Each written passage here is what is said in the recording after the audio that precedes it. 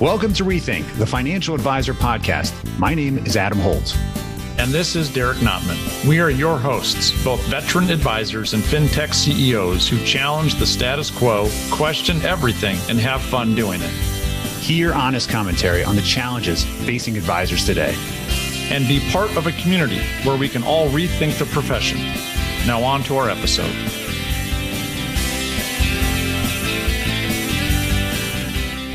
Adam, how you doing, my man? It's kind of like the end of the year wrap up. I think we should do something fun for our listeners. So we're going to kind of deviate from our normal format. So your mom and my wife are going to have something different to listen to. But I've got a question for you here. What should advisors never do? Give me a top 10 list, man.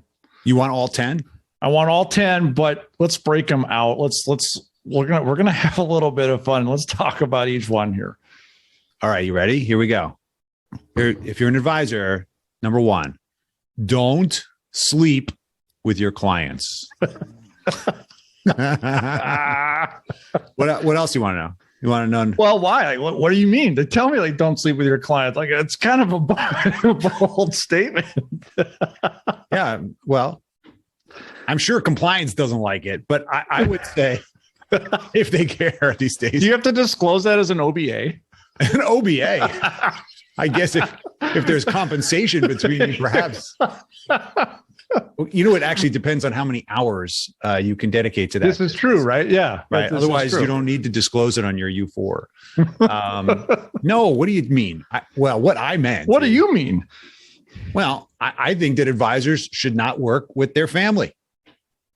Yeah. And I have personal experience with this one. I mean, as much as my family, and I love you guys if you're listening, there is so much emotional aspect tied up in this that I think sometimes it can cause unnecessary angst or inaction or resentment or all other fun emotional words that set us back. And then ultimately we don't take positive action towards helping them the way that we would normally help our clients.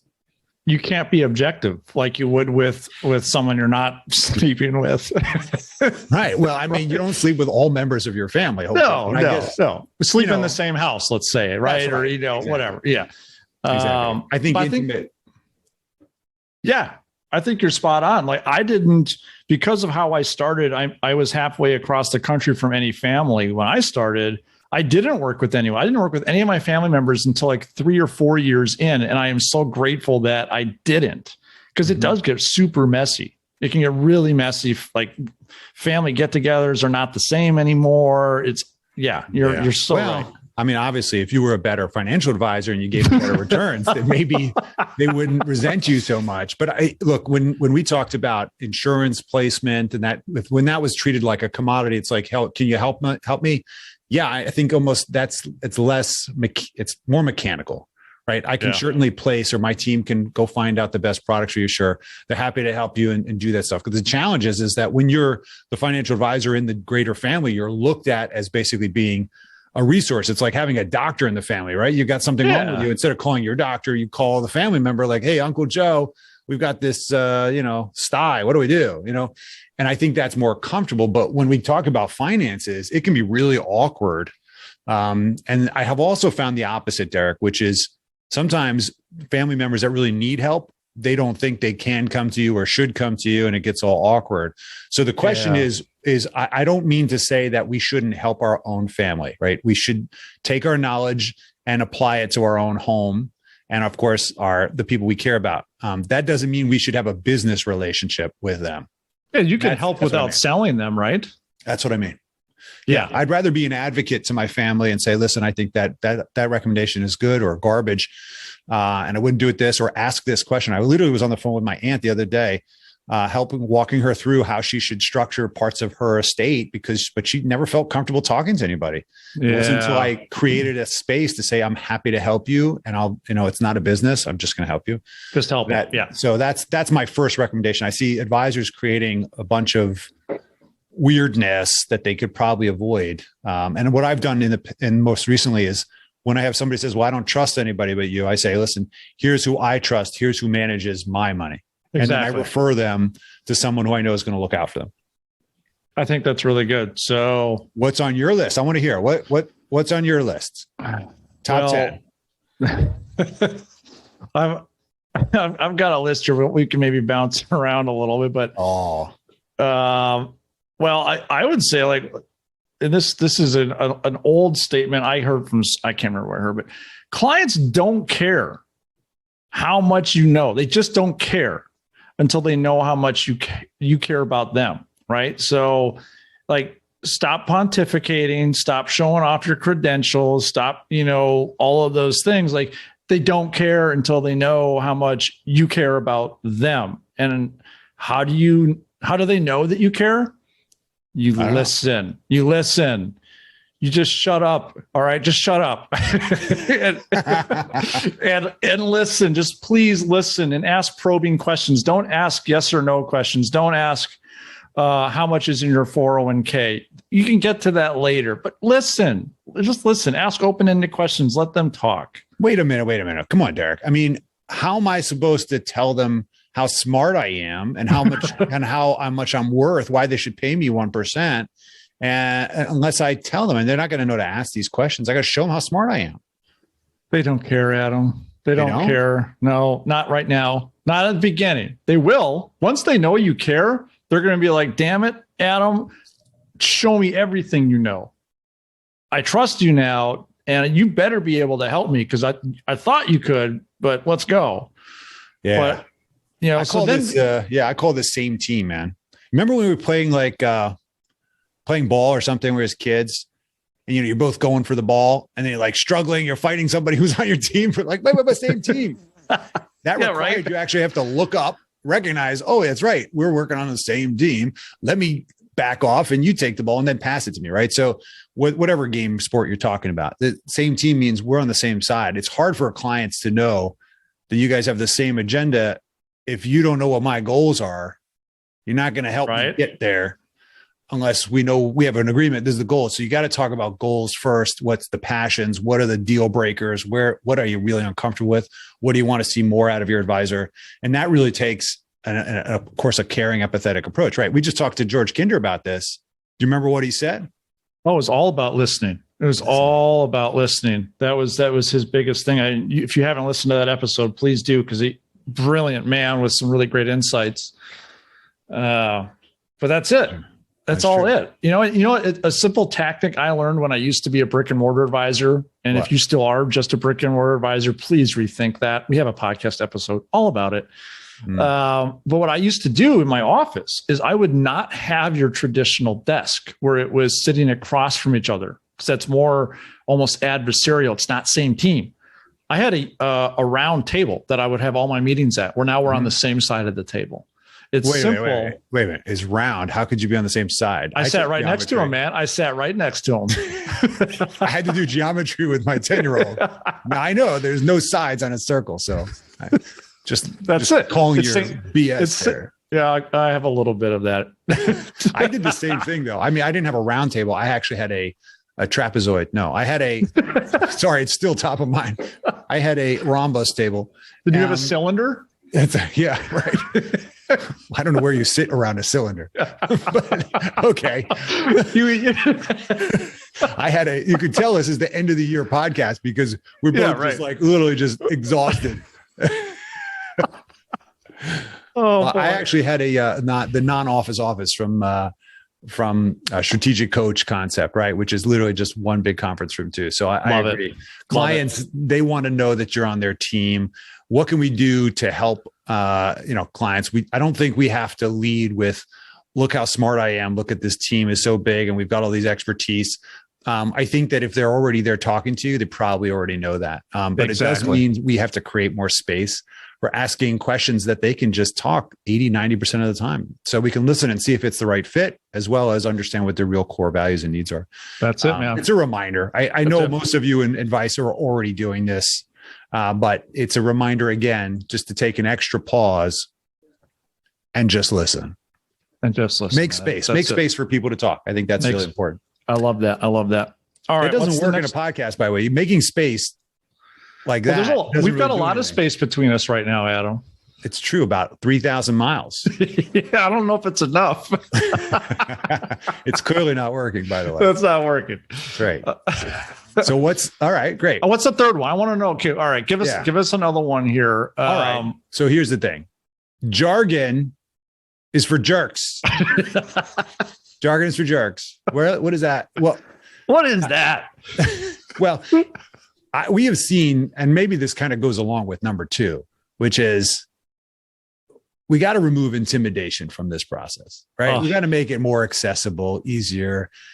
Stop pretending that people understand what, a jargon. Even 401k sometimes falls flat, 529, right? Yeah, right. Irrevocable trusts, get your slat out, and then we'll do a CRT. We'll move the money over to to the beneficiary designated trust. And then what? It sounded really important. No, this is not about your ego, right? It's about check that helping ego. People. Yeah. And I think this is an educational point, right? I think our goal as advisors should always be to educate and not assume that people understand what we're talking about. There's ways to do it, right? Oh, there is. Well, as a subject matter expert, our job is to understand the complex and then simplify it for our clients to understand how it applies to their lives. So don't use those crazy terms that you just said. Like, you're giving me a headache already here. I don't know. Because you don't understand them either. Right? I don't understand them either. I'll tell you what has grown though? My ego right now, because I feel like I know so much. I know. I'm going to go to a different continent now because I need more space. You can Google it. Google beneficiary. Is it part of the metaverse? It is. It's going to be part of the metaverse. I think we're all going to be dressing differently in the metaverse. Are we going to have to wear suits in the metaverse, by the way, when we meet with clients? The t-shirt suit, the t-shirt tuxedo. I honestly think I'm going to be dressing up as like an animal, like a cat or something. Oh, like yeah. We'll have to have that. What do you call those? Avatars. Avatars. Yeah. But we're all going to be animals. That's right. We're all going to be animals. Or insects. You could be an insect, I guess, too. Listen, stop deprecating the industry. We're not a bunch of insects. Okay. Didn't you just read this survey from Edelman that basically, what did it say? What was it? Just over half of the people, of consumers, actually trust us, which means almost half don't trust us. Isn't that what it was? Got it. So half are perceived as dogs and half are insects, basically. People love dogs. People love dogs, so they hate insects. And they don't like insects. There you go. Well, we don't want to be an insect. So what's number 4? So tell me what do you think is number 4? Yeah, I'm sure you were guilty of this, and I was. Lists are for salespeople. Like your hit list, your top, like we're doing a list now. So, or we salespeople with our top 10 list. We're selling. This is terrible. We're selling our intelligence. That's it. Lists are like sales lists. It's sales. This should be called relationship lists. Like, let's put a list together of people I'm going to go build a relationship with, not that I'm going to go like sell a product to. And that just goes like to the whole leading with advice thing. Right? Sales versus advice and listening and all of those things. And don't go buy a cold list. Like, just don't do it. And I've done it. I did it. It doesn't feel very, like, it took part of my soul. It did. It really did. So what'd you replace it with? You remove it. We're saying don't just rely on lists. What should you invest in? It's the long game, man. Like, invest on your own personal like brand capital and building long-term relationships and showing people that you are there for the long game and that you care. You're not showing up for the preseason and then ditching out. You're playing every game of the season. Yeah. You know what I used to do when I was younger in the business? So I was so desperate to try to be a subject matter expert early on. I do my CFP like you really early. And I would go to these, instead of cold calling, right? Because our managers wanted us to cold call, hit those 100 names and buy lists and do all that stuff and just I got to close business to pay the bills, right? Right. When we were more product minded, I couldn't afford lunch. So these professionals, lawyers, real estate developers, people trying to get people to invest with them, accountants, that was their lead generation. They would offer these free lunches. So I would find out about them and I'd go to the lunches and I would basically just network while I was there. And I would just show up and talk to the guy next to me and be like, why are you here? Like, I don't know. I'm here to, and I would try to make friends with free people. Lunch. I want the free lunch. I'm here for the lunch. I'm cheap. And the credits, the CE credits. That I need my free CE. Well, no, it wasn't even for our profession. It was for like lawyers. But I say that because I actually did make a bunch of relationships because I kept showing up at these things. Right. And they're like, oh, when they thought of a financial professional, they're like, oh, what's that kid that's always in the back of our room? Let's refer him. So he's always eating the free lunch. Like he's getting thirds every time he's here. He keeps going back to the buffet. I learned a lot. I learned a lot about law and about real estate and tax. So I used it but my point is that it was a long game investment. Totally. So long game. I hope that we're using our time wisely as advisors. What's What's the next one? Yeah. I don't know. Well, this is yours. So I'm afraid to say it, right? What is number 5? So this drives me nuts because it happens to me. It probably happens to most of our listeners. Do not be a pitch slapping pirate. R. Okay. Don't do it. Don't do that. Don't do the R either. That's scary. In other words, like, man, pitch like slapping pirate, man. Like, don't do it. Right. It's like, how many times have you had a DM from someone you've never talked to on LinkedIn? Wait, jargon master. What's a DM? Direct message. Thank you. You got caught, man. I got caught. I'm so sorry I've intimidated our listeners with my DM comment. What's he talking about? Who is this guy? In other words, like, don't dry shave people. You got to lather them up before you shave them. Come on, man. Give them a play. Give them a good experience. Wait, I use an electric razor. What are you talking about? You got to stop using the electric razor, man. It's all about the lather and a nice straight blade. Wow, that's an old school thing. Most people don't know what a straight blade is. That's what I use. I still use that. You do? I sure do. You literally have a straight razor. I do. Like the long handle thing that they're called cutthroats. Yeah, I know why, right? Because I watch movies.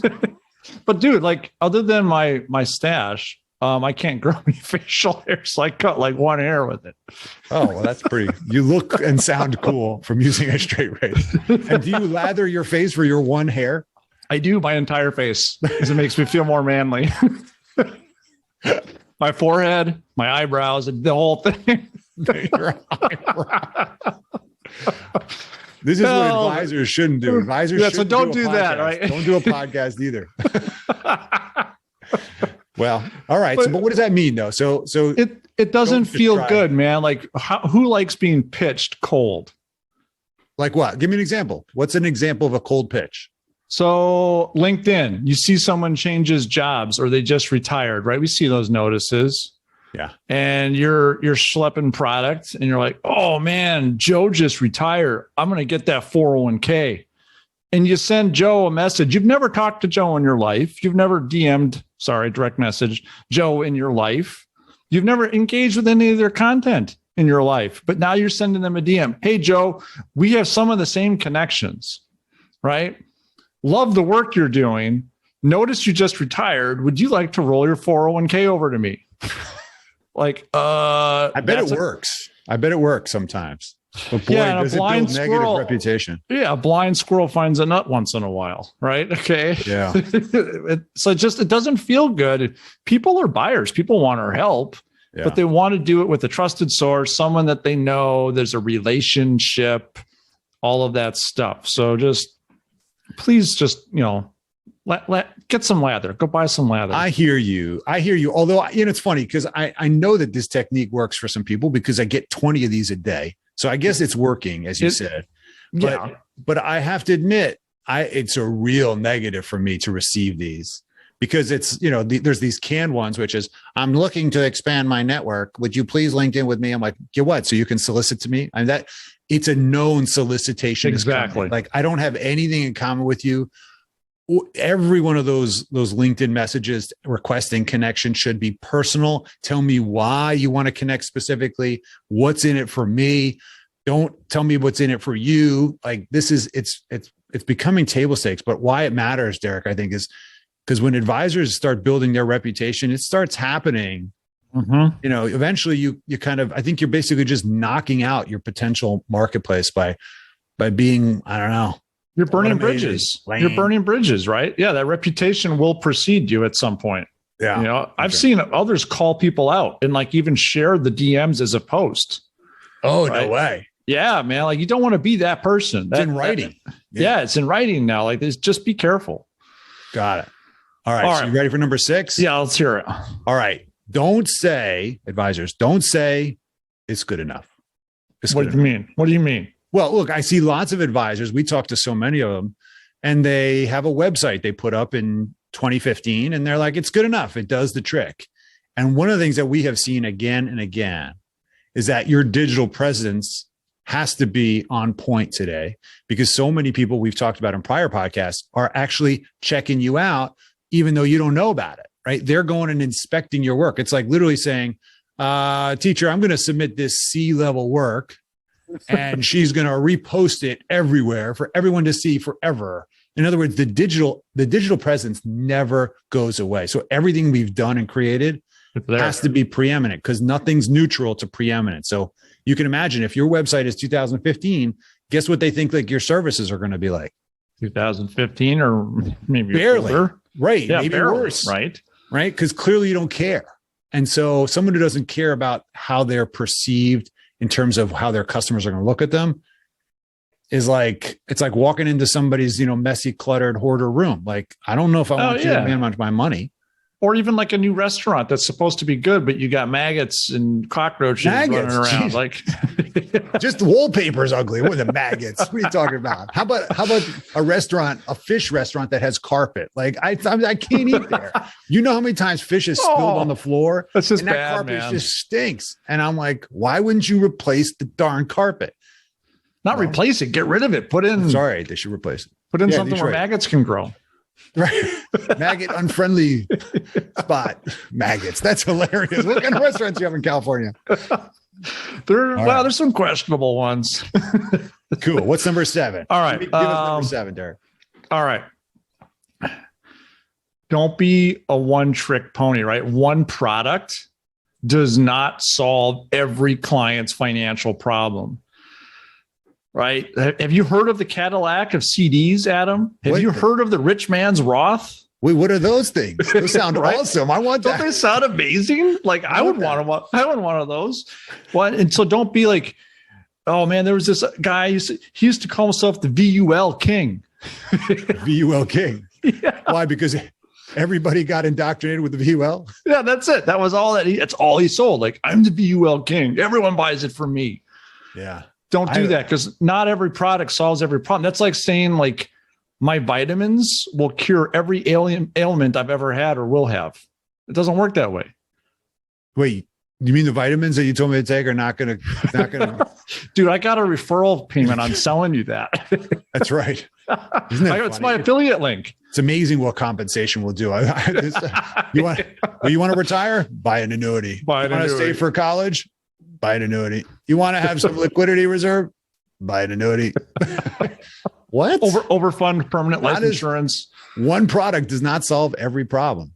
It doesn't. Okay. Every product has its place. We've seen way too much of this. It gives the industry of financial advisors a bad name. We know that. When somebody tries to push a product, a square peg into the round hole. All the time. Every time. You know who it does solve a problem for every time? Who? The person selling it. I see that. It'll help you get your kids to college. It'll help you retire. It'll help you buy that next car. That's true. Right. That's not financial planning for me. Selling product for you. Buying product. Excuse me. Yeah. This will make me really happy. Oh, wait. You wanted me to help you with your retirement planning. Oh, I thought this was about me. I wasn't listening to you, so I just thought this was okay. That's right. I was so busy telling you how smart I was that I was helping my own retirement. Didn't you hear all that jargon I used? I'm really smart. Seriously. It came up on this list. I figured after I DM'd you that basically my crappy website, I'd just sell you this product. You see what I mean? This is the garbage that gives our industry. It totally does, man. And it's like one bad apple will rotten the whole basket. So don't do that. Don't do that. Stop doing that. All right. I need to know that this next one, I am very keen on hearing. And I think you even asked a guest to come in for a second on this one. Number 8. Are you ready? Is everybody number ready? 8? Here we go. I want to hear it. We're welcome. Yeah. So we invited the ultimate robo advisor to come in and tell us this. Okay. Go ahead, Arnold. Don't try to outtake the robo. I don't even know if that sounded like. I think that's really close. I think he had a cold when we interviewed him, right? I know, it's true. I should have just done the replay. Right. Well, this is, if anybody didn't hear what I actually said or what Arnold said, we see so many advisors are trying to out techify the robo advisors. In other words, they just think they can add all this tech to their stack, right? To their practice and deliver such a great technology experience and still charge a significant amount under the pretense of, look at all this experience I'm giving you. You will not beat the robo advisor and of course, direct to consumer technology. You have to be more human here. There's no reason to try to fight with the Terminator. We should be basically putting the Terminator on our team. And that's really the whole point. You will not compete directly with the low margin, low cost, way better tech than you could ever execute. That is the next generation of robo advice. We should find ways to integrate that into our practice. I love it. So you're saying bring the Terminator on the team, and think about the Terminator movies. Totally. The only Terminator that made it through all of them was Arnold, because he was the most human of all of them. All the other ones where they were trying to out tech and do all that stuff, none of those Terminators made it, man. I never realized that. That's true. I just watched the fourth one. I think it was the fourth one. I ran out of stuff to watch on Netflix, so I watched Terminator 4. And yeah, you're right. It's so true, though. He's always there, man. He's the human guy. He's the one that ends up being like a pseudo dad and all that stuff, because he's the human one. So don't bring Schwarzenegger on your team, folks. He wants to help you. Just don't arm wrestle him. That's true, right? So don't try to argue that you're going to deliver a better experience in financial advice because you got so much tech. People want more human. They want less tech, believe it or not. There you go. All right. What do you got for number 9? Well, on that whole thing of tech, stop blaming tech for your problems. Hey, honey, you're not doing it right. Is that what? Well, wait a minute. Whose podcast is this for? What do you mean? It's your mom and my wife, man. That's the only people that maybe you can get your aunt to listen to this. I don't know. That's true. Maybe my aunt. I got a couple brothers too. There you go, man. We could get this thing up to like 5 people. Everybody's rolling their eyes at this point. They're like, what are you talking about? Tech is not your problem. Focus is your problem. Focus. You need, if you're going to get tech, and we're not saying don't get tech. Like, you need to have the human element, but get tech. But then you actually got to train yourself on it and your staff, and then you got to implement the stuff, right? You got to know how to use it. They want you to know how to use it, right? So be that. So don't blame. You buy any tech and I didn't get any leads or I didn't close any business. That's not the tech's fault. It's your fault. Yeah. Right. I know a lot of people that are spending a significant amount of budget on technology. They bought the CRM, they bought the planning tool, they bought the portfolio analytics, they bought the specialized planning tool, they got the social security analyzer, they got the estate planning tool, they got the vault, they got the aggregation, they got that. None of it works. You know why? Because you spent no money on training. We hear some phrases or some kind of guidance, for how much you should spend on tech and how much you should spend on training. You should spend at least twice what you spend on tech in training for your people and you. Totally. Right? Go learn how to use it. Otherwise, you're not getting the ROI. You're basically just burying money, buying the Peloton and hanging clothes on it. That's too common, right? That's right. We've been doing it. Well, I mean, I'm not a Peloton. I was the Nordic Track guy. Remember Nordic Track? Perfect for clothes hanging. Perfect. It totally is, right? The high hanger and the low hanger. It totally did. Oh, man. My ex-stepbrother used to work at Nordic Track. You hear that? Ex-stepbrother. Go figure that one out. I'm trying not to without insulting you. I don't know what to say. All right. Cool. All right. Last one. What do you got for us? Invest in the tech, invest in the training. There you go. No, the last one is, you ready for what not to do, advisors? Don't do $25 an hour work or less. We all know this one. What do you mean? Well, I think we know it, but I need you to bludgeon it in now, please. Bludgeon it. Yeah. So one of my early mentors used to say, there's no reason you should be mowing the lawn. You should not be cleaning your house.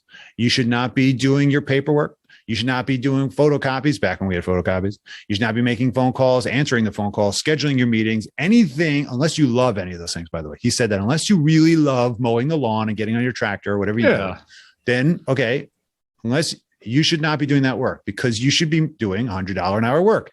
And it's a rule of any business, right? You should delegate that which you don't love or is under your pay grade so that you can go out and generate more revenue. It's just obvious business. It's obvious, but it's not obvious. That's the thing. It doesn't Well, no, like that's what doesn't like even if you think about it, let's say you make $100 an hour being an advisor. Why are you spending your time doing $25 an hour work? But I see it happen all the time. I was talking to two newer advisors just this week. They're like, yeah, we're doing all this stuff. And they have assistants already and they're not delegating the work. I'm like, what are you doing? Yeah. It's you know, Arnold will do all your work for you. That's right. No, Arnold. No, we should. The Terminator should do it, right? Technology should be doing a lot of work. For so much of that can be, right? Oh, my gosh. It should be automated or delegated. That's all technology is. It's just basically delegating it the cost of less than a human, right? That's the whole point. Robo-advisor should be on our team, right? Arnold, 100%. Go pick up that car and move it into the backyard, right? He can do it. So, I think that's really the key. We should hopefully take some things from here. All right. So should we run through our list again, just to let's do it real quick. Yeah, let's do it real quick. All right. I'll do the first 5. Go. Don't sleep with your clients. Don't sleep with them, please. Care about your clients and show them. So, they don't care how much you know until they know how much you care. All right. Don't be a jargon jerk. Stay away from using jargon. Check your ego at the door, please. Don't intimidate, educate, listen. Lists are for salespeople. I mean, I guess if you want to be a salespeople, go be you. But if you're leading with advice, focus on relationships, being the subject matter expert, things of that nature. Curate the long game. And one of my favorites is do not be a pitch slapping pirate. All right, go buy some lather. Lather people up, man. Come on. Very strange one. I'll let you have that one. But okay. Yeah, right. I don't even know. I'll leave that as it is. All right. So let's the last 6 here. Last 5, right? Nothing is good enough on your preeminence for marketing. You gotta be intentional about this thing. So don't get away with your old website. Go make it modern and make it attractive. One product is not going to solve every problem. So please stop that. Okay. Maybe get a second product, and accept the fact that 2 products maybe serve more problems than one. Don't try to outdo Arnold, right? The robo here is your friend. Go be more human. Just institute some of this fantastic tech. And of course, train on it. That means go figure out how to use it to get the ROI. And of course, at the end, make sure you're doing the intentional work. Don't do the $25 an hour work. Please figure out a way to delegate, offshore it, offload it, whatever you got to do. Mm-hmm. You will not grow unless you're able to delegate. Hopefully that was useful to some of you. Let us know. I'm curious. Yeah, right. You're able to pull off at least 3 or 4 of these things. I'm sure most of you already know this, but it's again a reminder for what we all need to do just a little bit better, and of course make incremental improvement in our experiences. So that's all we have for today, Derek.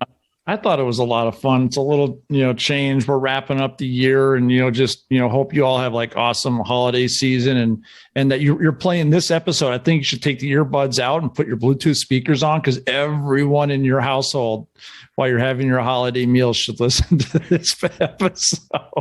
Hopefully they're making fun of you or us. They're doing one or the other. Yeah, have a laugh at our expense. We're okay with it. It's true. Make sure you do subscribe. We have an awesome lineup of people that are going to be interviewed, and some fantastic names that you all know. We were actually surprised at how far we were able to get some of the guests on our podcast. So we've got some great stuff lined up for 2022. From our family to yours, have a fantastic holiday and a safe new year. Stay healthy into the next year. Yeah. Rock on, everyone. Sending positive vibes your way. Cheers. All right, Derek. All the best, until the next time. Yeah, buddy. See ya. See you.